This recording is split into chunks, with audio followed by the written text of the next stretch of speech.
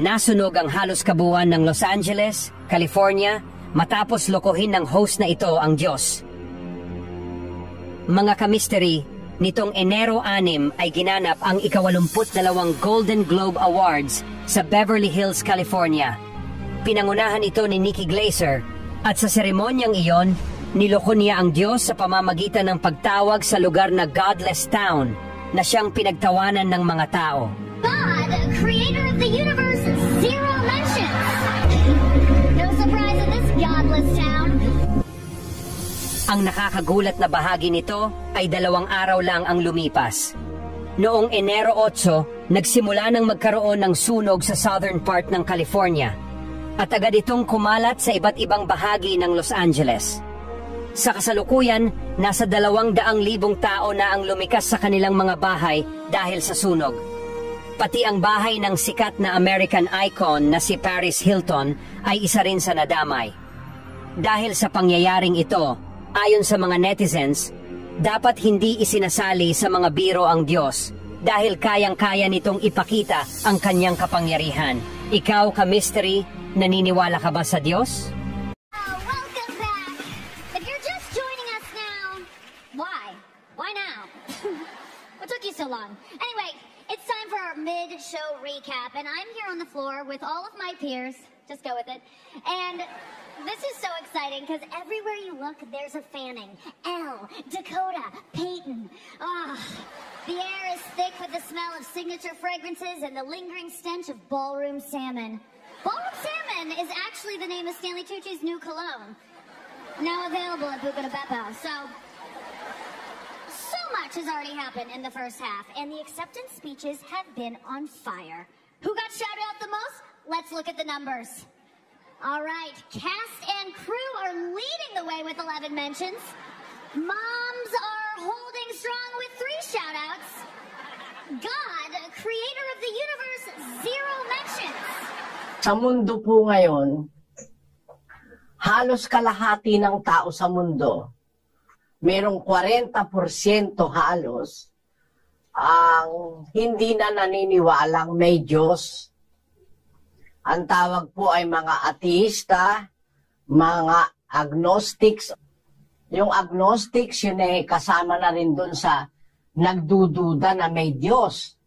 Gaya nga nung mga, sa Japan po ang karamihan, mahigit na kalahati ng Hapones hindi naniniwala sa Diyos. Ang mga Ruso, mahigit po sa kalahati hindi naniniwala sa Diyos. Nakakabahala ito dahil kung tayo ay naniniwala sa Diyos, mamatay tayo, baka ang susunod na henerasyon ng ating mga maiiwang mga anak ay hindi na naniniwala sa Diyos. Mapakasaklap.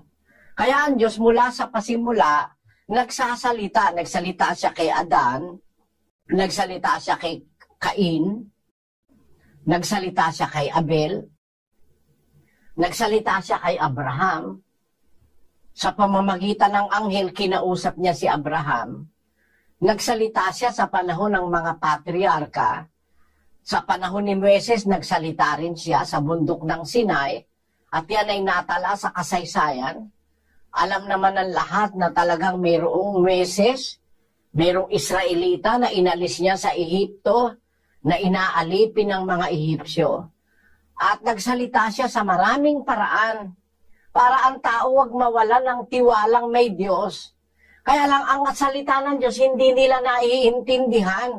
O kaya sinasabi na kung bakit ganun, mayroong mga napapahamak, mayroong mga dinadatnan ng mga iba't ibang kalamidad. Ang ibig daw sabihin nun, walang Diyos. Alam nyo, yun nga ang nagpapatunay na may Diyos Kasi nung salitain niya ang kanyang salita, meron siyang mga babala sa tao. Na pag ang tao'y napakasama na ng ginagawa, magpapasapit siya ng mga kalamidad. Magpapasapit siya ng mga sakit para maintindihan ng tao na makapangyarihan siya sa lahat. Para ang tao'y sumunod sa kanya, sa kanyang ikabubuti ng ating sarili. Tinan po ninyo ang salitang ito. Salita ito ng Diyos sa mga Israelita. 28:15 ng Deuteronomio. Ngunit mangyayari na kung hindi mo didinggin ang tinig ng Panginoon mong Diyos, na isasagawa ang lahat ng kanyang mga utos at ang kanyang palatuntunan na aking iniuutos sa iyo sa araw na ito, na ang lahat ng sumpang ito ay darating sa iyo at aabot sa iyo. Susumpain ka sa bayan at susumpain ka sa parang. Susumpain ang iyong buslo at ang iyong palayok. Susumpain ang bunga ng iyong katawan at ang bunga ng iyong lupa, ang karagdagan ng iyong bakahan at ang mga anak ng iyong kawan. Susumpain ka sa iyong pagpasok at susumpain ka sa iyong paglabas. Ibubugso ng Panginoon sa iyong sumpa, ang kalituhan at ang saway sa lahat ng pagpapatungan ng iyong kamay na iyong gagawin, hanggang sa ikaw ay mabuwal at hanggang sa ikaw ay malipol na madali, dahil sa kasamaan ng iyong mga gawa, na sa gayoy pinabayaan mo ako. Ikakapit sa iyo ng Panginoon ang salot hanggang sa maubos ka sa lupa na iyong pinapasok upang ariin. Sasalutin ka ng Panginoon ng sakit na tuyo at ng lagnat at ng pamamaga at ng nag-aapoy na init at ng tabak at ng salot ng hangin at ng sakit sa pagani. At kanilang hahabulin ka hanggang sa ikaw ay malipol. At ang iyong langit na nasa itaas ng iyong ulo ay magiging tanso, at ang lupa na nasa ilalim mo ay magiging bakal. Ang ipauulan ng Panginoon sa iyong lupa ay abo at alabok. Mula sa langit ay bababa sa iyo hanggang sa ikaw ay magiba. Pasasaktan ka ng Panginoon sa harap ng iyong mga kaaway. Ikaw ay lalabas sa 100 laban sa kanila at tataka sa 700 sa harap nila. At ikaw ay papagpaparuot parituhin sa lahat ng mga kaharian sa lupa. At ang iyong bangkay ay magiging pagkain sa lahat ng mga ibon sa himpapawid at sa mga hayop sa lupa, at walang taong bubugaw sa kanila. Sasalutin ka ng Panginoon ng bukol sa Ehipto, at ng mga grano, at ng kati, at ng galis na hindi mapagagaling.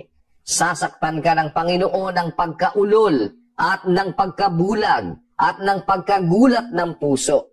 At ikaw ay mag-aapuhap sa katanghaliang tapat na gaya ng bulag na nag-aapuhap sa kadiliman, at hindi ka giginhawa sa iyong mga lakad. At ikaw ay mapipighati at sasamsaman kailanman, at walang taong magliligtas sa iyo. Kita nyo mga kababayan ang salitang ito ng Diyos sa mga Israelita nung araw. Walang taong magliligtas sa iyo pagka dumarating itong mga salot na ito na bilang sumpa ng Diyos dahil sa kasamaan ng tao. Ito ay nagpapatunay na ang Diyos ay makapangyarihan sa lahat.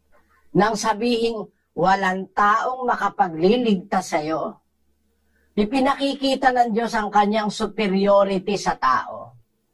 Na kahit na paniwala mo may makakapagligtas sa iyo, pag dumating na ito, hindi ka mailigtas ng tao, mangyayaring maniwala kang may Diyos na makapangyarihan. Kanino gagawin ito ng Diyos? Sa mga taong ayaw kumilala sa Kanya. Sa mga taong ayaw sumunod sa Kanyang utos. Kaya kung maiisip po natin mga kababayan, yung pagdating ng mga kapahamakan sa tao, paraan ng Diyos yun para ipakitang siya ang makapangyarihang dapat masunod. Dapat tayong magpasakop sa Kanya.